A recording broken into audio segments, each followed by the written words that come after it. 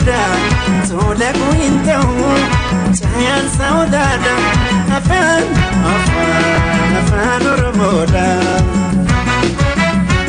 Afan Abakia Afan Adatia Afan Oromia Abata Jene Afan Makenyan Katamne Tubifna Afan Oromotin Barane Kutna Afan Pitam Sani Adafi Degatsun Barufi Chutan Walalun Kapisun Gera Ramakusan Waliya Tachisun Yomi Yonda Batu Alota Tabasun Gera Ramakusan Waliya Tachisun Yomi Yonda Batu Alota Tabasun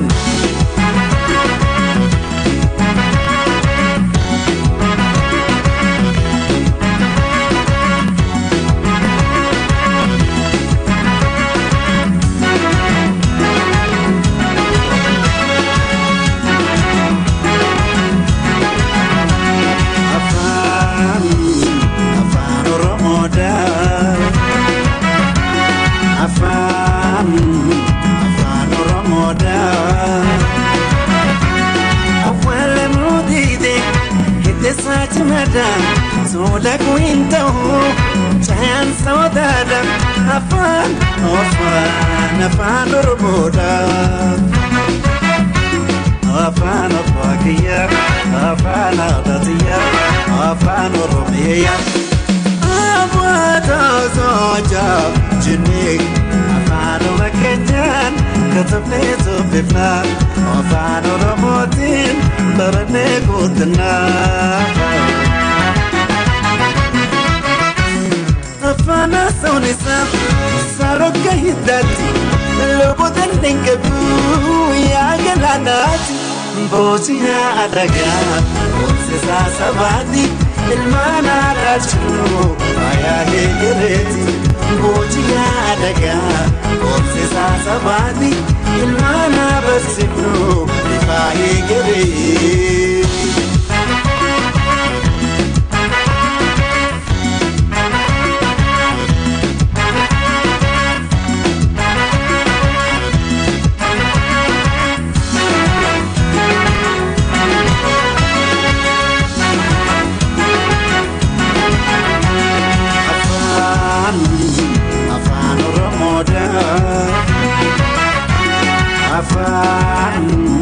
Afan Oromoda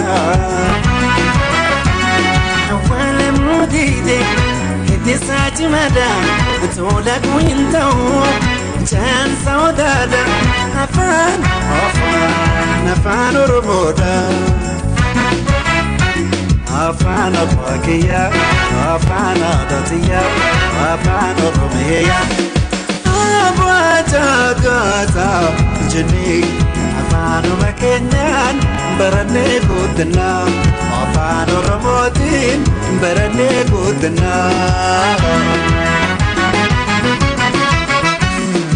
Utuban Ataku Afan Oromotin Matashaku Yena Kira Naftariti Yomoti Gabati Afan Abakati Beg Afan Oromo Oti Moto Tati Yomoti Gabati Afan Abakati Beg Afan Oromo Oti Moto Tati Beg Afan Oromo Oti Moto Tati Beg Afan Oromo Oti Moto Tati Beg Afan Oromo Oti Moto Tati Bernota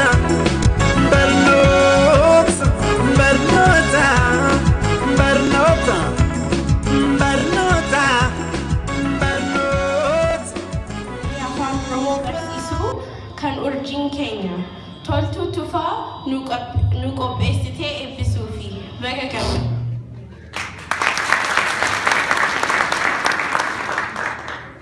toltu wagga tokko dura wada nufkan yo isin nachina dabbatan malaqanis hamilanis wanta kan bakkanan ga kitaba afur kan ijolle afaan oromo barsisu maxxanse isinaafin eebisa nuun jettani.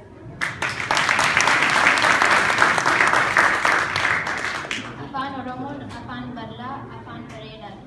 Afaan Oromoo balleessuuf bara dheeraaf tattaaffii godhamee ture. Garuu afaan Oromoo hin banne. Afaan keenya akka hin banne hayyuu hedduutu irratti hojjete.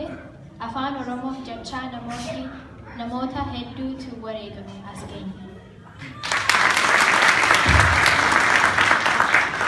Baga gammaddanii, baga nagaan dhuftanii, toltuuni akka waadaa nuuf galte, waadaa ishee eegdee, waggaa isheetti deebitee, kitaabota 4-3 kophaa otoo hin ta'in meeshaalee barnootaa garaagaraa 17 waliin fiddee dhufteetti. Isheen beektuu keenyadha. Baay'ee jaallannaanii, baay'ee kabajnaanii, kabajaa guddaan isheef ta'a. Baga gammaddan.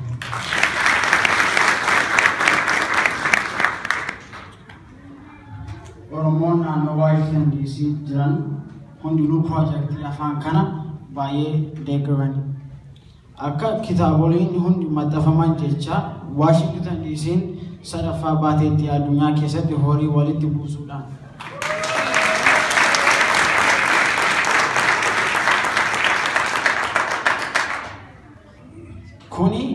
Kuni ciminaa fi hamilee Oromoo DC argisiisa. Waan toltuu fi abbaan ishee nu gidduutti argamaniif har'a gammachuu addaa nutti dhaga'ama.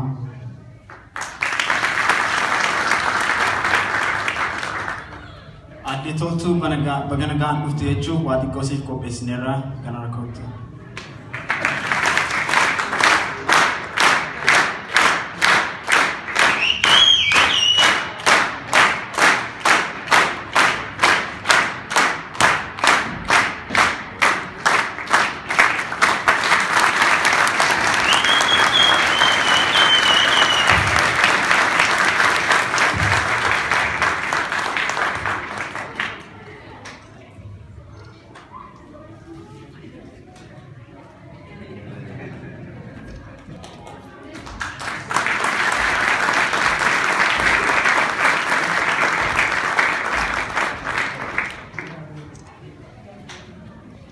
Aaba hawaasa saba tokko yeroo hunda bakka guddaa qaba. Uummata biyya isaa ala jiraatu nama walitti fida, uummata hin tajaajila. Amma dura taa'aa Oromoo Community Organization Dr. Dastaa Nusimadha.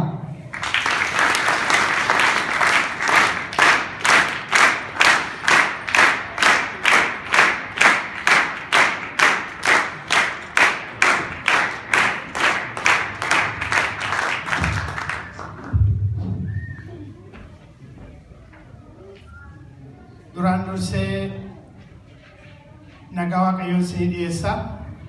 Baga nagaan dhuftanii attam jirtu. Kanattaan Suudaan adde toltuun guyyaa har'aa kitaaba eebbisiisuudhaaf ergaa isheen nu dabarsite.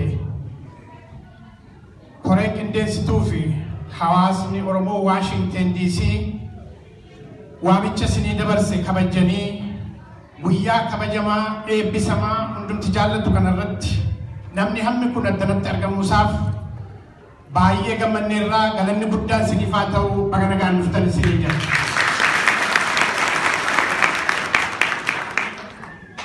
Kanattaan Suudaan guyyaa bareedaa, guyyaa kitaaba eebbaa, guyyaa ijoollee keenyaa, guyyaa baay'ee hundumtutti gammade kana halkaniif guyyaa otoo hin jedhiin horii isaanii humna isaanii otoo hin qusatiin qophii kana fakkaatu kana warra qopheessan keessuma keessaa ijoollee keenya fuuldura keenya dhaabatanii amma nu agarsiisan. Kanaaf kana warra fakkaatan galata guddaatu isaaniif ta'a.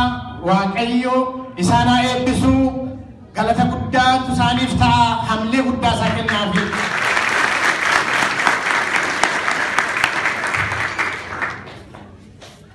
Kanattaan Suudaan keessummaa qabnaa. Egaa keessummaa keenya baay'ee isaanii dubbataniiru. Guyyaa har'aa kanaa guyyaa waggaa darban keessa obboleettiin keenya adde toltuun Washington DC dhuftee waggaa lamaaf afaan publicationii kanarratti hojjechaa akka turte nutti himtee kunis yoo na bira dhaabattaniif gargaarsi yoo naa ta'e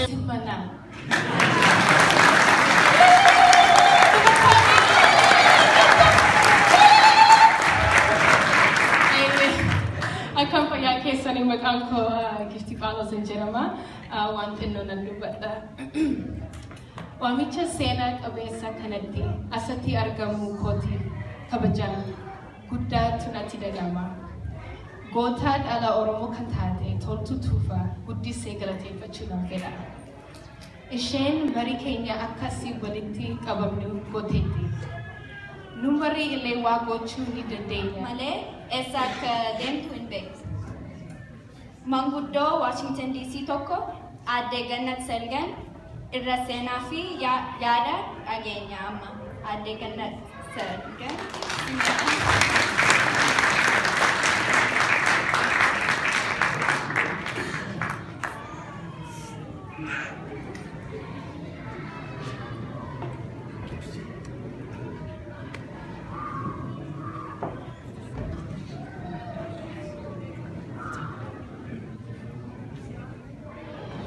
Duraan dursee isin hundumtuu ayyaana kabajaa guyyaa har'aa piroojeektii afaanii kana kabajanii obbo Tuufaa fi Aadde Toltuu mucaa isaanii simachuudhaaf asitti argamu keessanii galatoomaa jedha. Anis immoo akka maanguddoo tokkootti har'a maqaa kanas argachuu kootti baay'ee gammadeera. Baay'ee natti tole. Waaqa galannaa ga'u.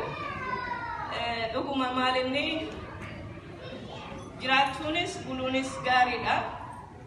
Wanni har'a jalqabame kuni wanni addunyaa sochoosaa jiru kuni akka salphaatti akka laayyootti waan as ga'e miti. Wareegama afoolaan afaan kana tiksanii kanaan ga'aniiru. Seera gaariis tumataniiru. Waraqaarra noolinii malee bara sanatti seera har'a addunyaan ittiin bulu seera gadaa tumuudhaan ilmaan namaa dhalaa dhiira dubartii jaarsa jaartii bineensota beeladaawwan biqiltuuwwan uumama waaqni lafa kaa'e hundumaa uumee lafa kaa'e hundumaa kan mirga tiksuuf kan dhiibbaa tokkollee irratti hin qaqqabsiisne tumanii ittiin dhaqabnoo seerri gadaa addunyaa guutuutti akka diimokiraasii warra hin beekne aniitti ittiin gargaaramu asiin nu ka'aniiru. Haa ta'u immoo malee amma gabaabinaan gara afaanitti yoon isinii deebi'e warreeta arfan qal'oo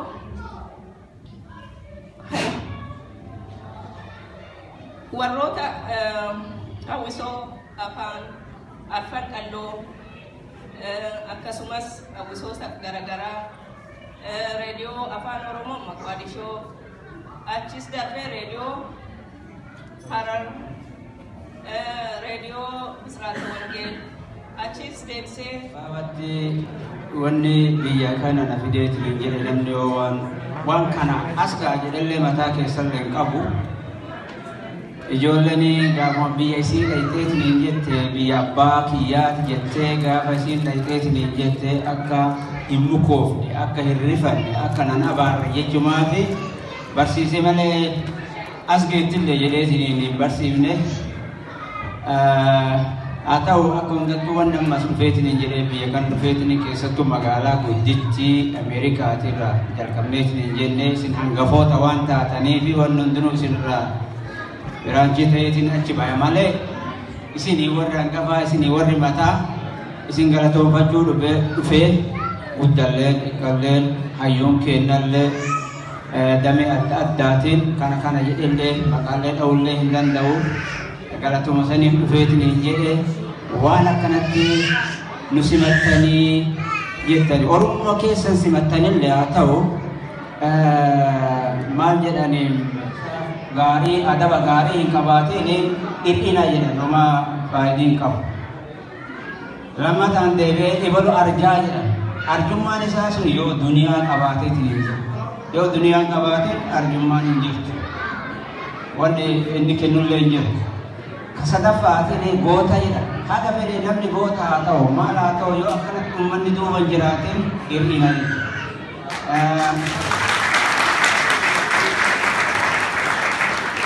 Uummanni akkanatti baheetiin kun dhaabateetiin simachuu kana keessatti ani waan jedhee deebisuun qabu galatoomaa isiniin jedhu.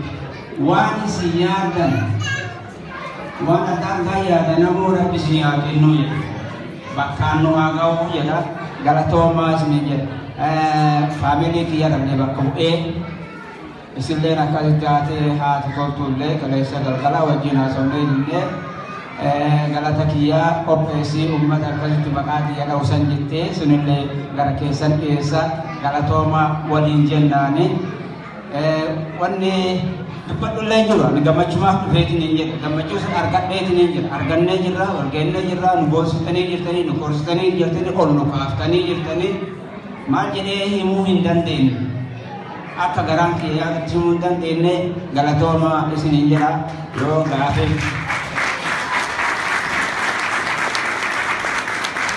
Yung kahit pinati natin nagawat ko ng list.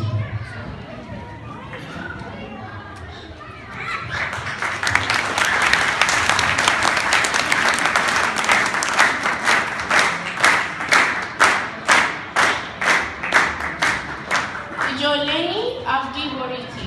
Kitaabonni kan qopheeffame kunis isaaniifi. Yoo dhaloota lafaa dhufan afaan barsiisnee malee aadaan keenya hin bada. Amma ijoolleen keenya sagantaa nuuf qopheessanii jiru. Dhawadhaa. Kanaaf addee Umbii Boroo fi ijoollee magaalaa Washington DC nu simadha.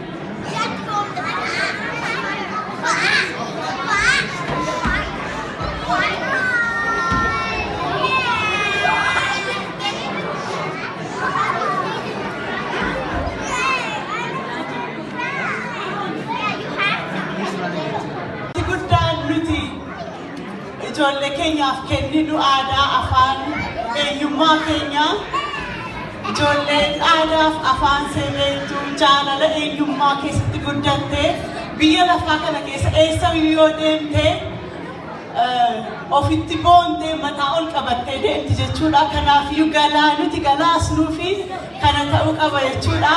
Ijoolleen sagantaan amma sagantaa ijoollee kan argitanii haamilee nu kennaa fi sin gammadan abdii guddaa qabna.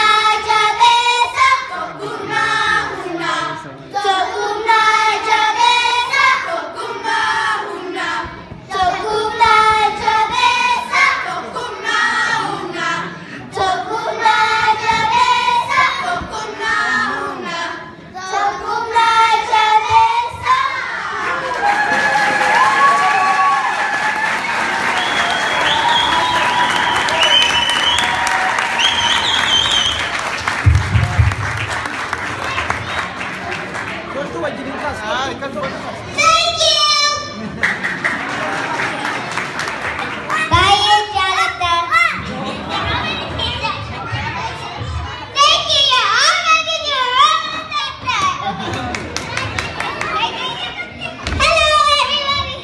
I talk now? Let me talk and you can talk next. Major level, this is an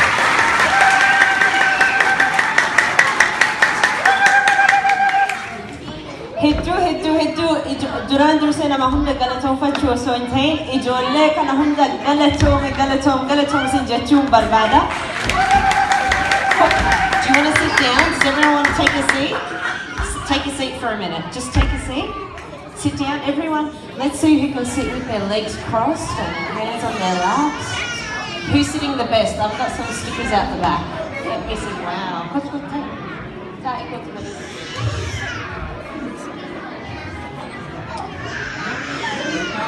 Wanni jedhu walaaleen jiru waan an jedhu qabu tokko mataatti qabadhee plaana godhee gubbaa bahee akkana haasa'uu qaba akkana jedhu qaba jedhee hunda isaa na harkaa badee jira. Akkasumas fedhii kiyya jalqabumarraa waa tokko jedhee dhabnee jirraan hin qabu uummata kallee harkaan qabu. Ka'an beeku kana qofa uummata yoo ibse gayaadha jedhee achumarra eegale. Nama ibaluu ta'uu qabdu, nama akkana ta'uu qabdu, an akka toltuu ta'uu qaba hin qabdani. Waanuma harkaa qabdan san yoo itti fuftan gayaadha sun gayaa isiniifis sun jechuun barbaada. Itti aansees ijoollee kanaaf hegeree kenna, fuuldura kenna waan ta'eefi isaaniif qopheessee jira. Kitaaba nama gurguddaa odoo qopheesse namni eega guddatan booda to be honest gattee jirta achi booda jalqaba barsiisuu yoo barbaadde. Ijoollee xixiqqaan kana foormulaa akkuma diraamaa san keessa kitaabatu na afaan naman barsiisu.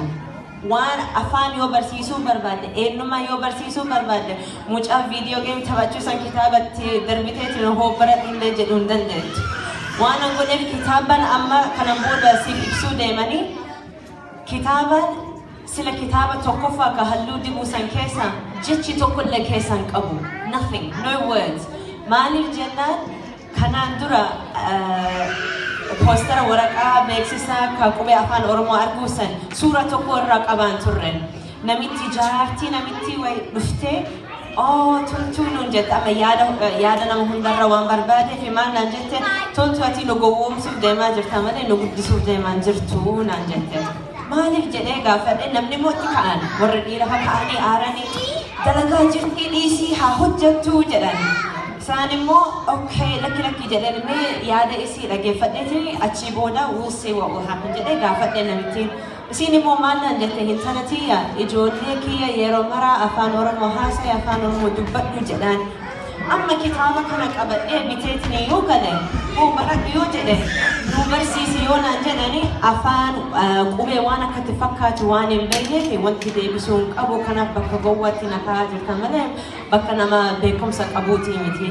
Kanaaf jecha dhugumaa yoo nu guddisuu barbaade suuraa itti eda'ii suura sana amma fakkeenya qubee ka jedhu aduu san an aduu waan akka jedhu hin beeku garuu hintalti tiyya dogoggortee oduu yoo naan jette Suuraa sana argeetiin lakkiin talatee sun oduu miti malee aduudha jedhee sirreessuu danda'a jette. Achirraa ka'ee suuraa gara 2,000 kan baase. Amma akkuma isin argaa jirtu kitaaba tokkoffaa conversation yookiin akka ijoollee keessan dubbachuu barsiisuu dandeetti waa adda addaa akka itti haasa'uun akka wal haasofsiiftan barbaada. Namni ammoo akkuma barumsaatti qubeellee barachuu qaban kana barachuu qaban yoo jedhan wanni biraallee bifa addaatiin gosa hedduutiin isiniif gadhiisee jira. Fedhiin kiyya ammaan booda amma taraan gara keessaniiti. Andura gargaarsa isinirraa gaafadhe. Isinillee gargaarsa naa kennitan. Anillee waadaa kiyya guutuu fi deebi'ee kanas ergee jira. Ammallee isinirra yaadaaf ilaalcha keessanin barbaada. Maaliif sadarkaa jechuun gulantaa lammaffaa kan kartoonaaf ashaangulitiif waan gadhiisuu barbaade kanumarra barumsa an argachuu barbaada. Ka'ee waan hunda hojjechuu hin danda'u. Hojjechuullee hin barbaadu. Kanarra baradheetiin suutu jedhee namni lammaffaatti fuufuufi kanaaf galata guddaa qabdaniinis isiniif galata guddaan qaba. Fedhiin kiyya akkuma ijoollee siif dhaabatan mee amma isin waliif dhaabbadhaatiin harkadhaa waan isin geggeessan waan isin gumaataniif galatoomsee jechuu barbaada. Dirraatti kan yaadu. Well done.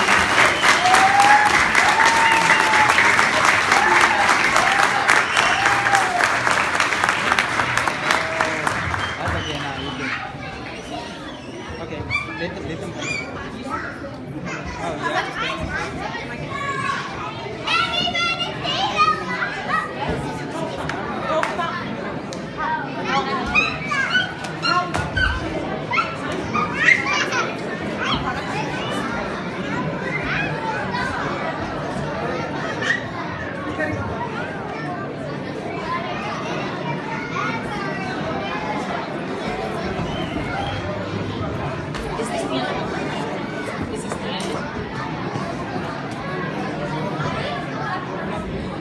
Sagantaan amma fixuuf deemnee jirra naan jedhani ammaan booda gabbaatanii meeshaalee kitaaban adda addaa bituu dandeettan akka barbaadanitti gatiin illee hunda isaa kitaabarra jira.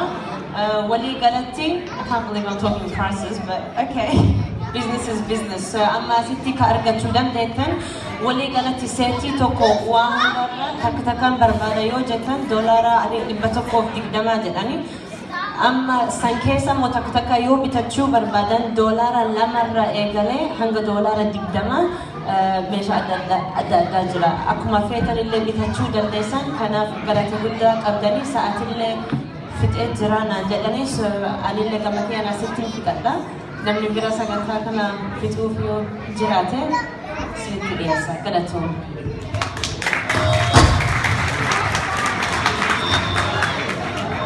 Amma yeroo kitaabonni afaan publications isa jalqabaa magaalaa Washington DC keessaa eebbisnuudha. Aadde Birhaanee Kabbadee fuulduratti waamamu.